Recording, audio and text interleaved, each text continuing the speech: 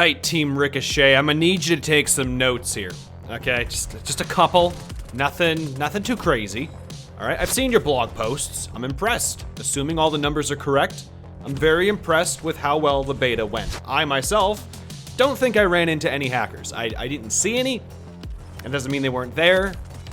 Someone could have been hiding it very well. It is what it is. But I didn't see anyone blatantly cheating. And those I did see blatantly cheating on social media, allegedly, y'all banned before the videos even got posted. So, you know, credit where credit's due if credit is deserved. You guys seem to have handled the beta very well. And I know you guys have said, hey, we have even more stuff behind the scenes that we haven't even released yet for the anti-cheat. And it's gonna make it impossible. That's not what you said, but it's gonna make it really difficult for cheaters to cheat. And I'm excited to see how all of that works out. That said, I'm gonna need you guys to take some notes from Battlefield over there because allegedly, and there's some, you know, hit or miss information out right now, they are banning Cronus users over on their game. If this is true, it's a very big deal. Banning people for using the third-party hardware that allows them to cheat has been difficult because it's kind of hard to track.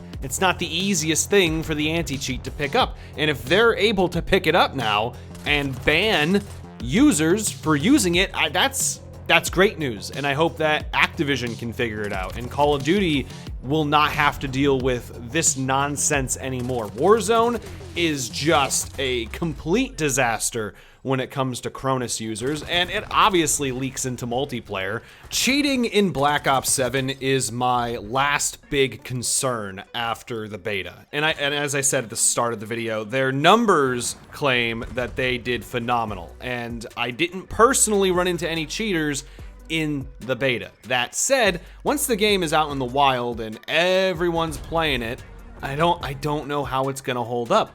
First-person shooters are often plagued with cheaters. It doesn't matter which one you play, it just is what it is. I've said in prior videos, if there's a leaderboard that you can be number 1 on, you can almost guarantee someone is trying to cheat to get there. And it's an unfortunate reality of online multiplayer competitive play. It sucks. And look, I'm not unreasonable, okay? I'm not like some in the community that are saying, oh, if there's even a single cheater in the game, it's gonna suck and I'm never gonna play it again. I'm not that. I know that no matter how hard these devs try, someone's gonna slip through the cracks. It happens. And that's okay as long as they are being proactive and going after those people and are able to ban them in a timely fashion. I will accept the fact that I will get slapped by a cheater at some point prior to them getting banned, but as long as they get banned eventually, I'm okay with that. Now, there has to be something in place to prevent them from getting back on the game, just making a new account and bypassing the ban. Like, there needs to be something, hardware ban, something along those lines, something that makes it really annoying to get back into the game after you get banned for cheating. Because if you're banning accounts and then people are just making new accounts, it's useless, it's worthless. You're just gonna be infested with cheaters because just the nature of the sheer volume of accounts that are going to be heading your way. But if Team Ricochet can handle it, if Team Ricochet can ban Cronus users, ban other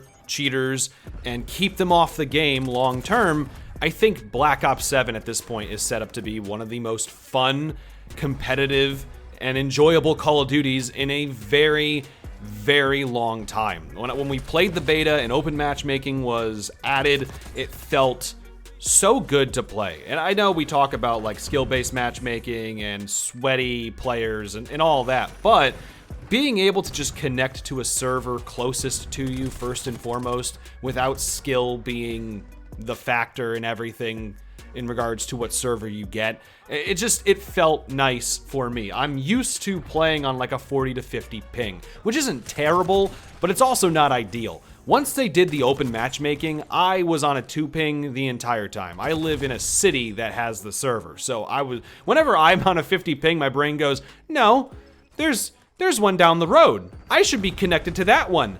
Why am I in Texas? It was nice to finally connect to a local server and be able to play on a decent ping. And yeah, there were some games where I connected to that local server and the other people on that server were good. And we had a really close match, and it was what it was. But then there were times where I connected to that local server and I was the best one in the lobby, and that feels good sometimes. So I really enjoyed what they did with open matchmaking. At this point, I feel like I'm just constantly repeating myself that the game was fun, but it's been so difficult to say that over the last few years. There have been Call of Duties that I've enjoyed. I liked Vanguard, unlike the majority of the community, but I also played it very well. You can go back to some older videos. I was dropping V2 rockets like it was nothing, and that was enjoyable. I also liked Modern Warfare 3. That one was fun, but again, skill-based matchmaking just had a tendency, even if I was doing well in the lobby, to just make my connection feel off,